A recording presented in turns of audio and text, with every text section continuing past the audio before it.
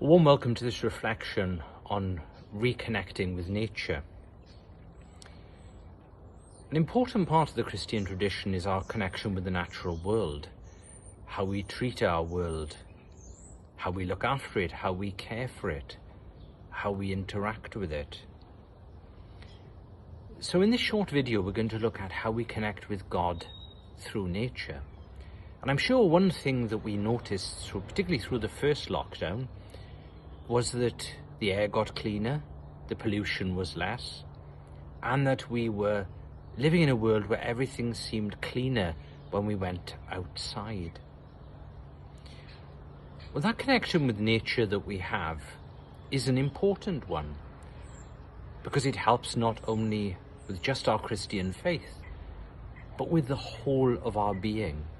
It is an important part of our well-being. Connecting with nature is mentioned in the scriptures. Many people in the Christian tradition have drawn inspiration from it. We think especially of St. Francis of Assisi. St. Paul speaks of it in his letter to the Romans.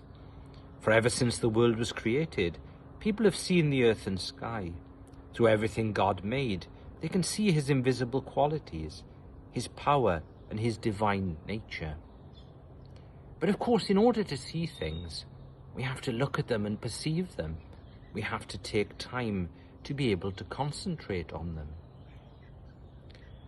Even during the Tier 4 regulations, we're given the opportunity to go outside and exercise, simply to be in nature. And as I'm sitting here today in the vicarage garden, I have that opportunity to connect with nature, and I'm very fortunate to have a very pleasant garden. But even if you're living in the inner city and you haven't got a garden of your own, you have the opportunity to go outside and to find that connection with nature somewhere. There's always that sign of the natural world around us.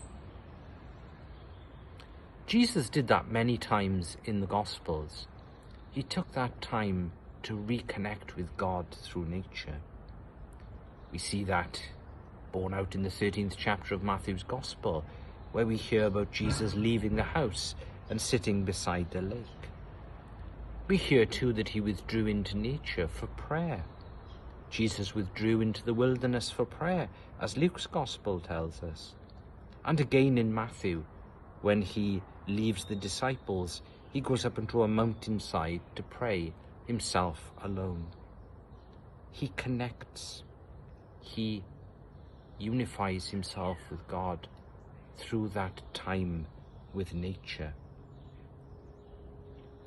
The Psalms also speak to us powerfully of that connection with God. The heavens proclaim the glory of God. The skies display his craftsmanship. Isaiah tells us we will go out in joy and be led forth in peace, and the mountains and the hills will burst into song. The trees of the fields will clap their hands. Of course, the onus is on us to take that journey, to go out to connect with God through nature. And it improves the whole of our being when we do that. We're going to see a short film as I draw an end to this reflection on praying and reconnecting with nature. And it's a film about space.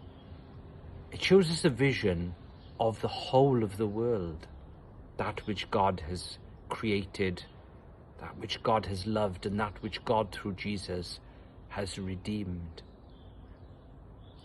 So even though today is a cold day, we're in the midst of a lockdown, we can still take that time to wrap up warm, to connect ourselves with nature, and to see the beautiful handiwork of God in his creation.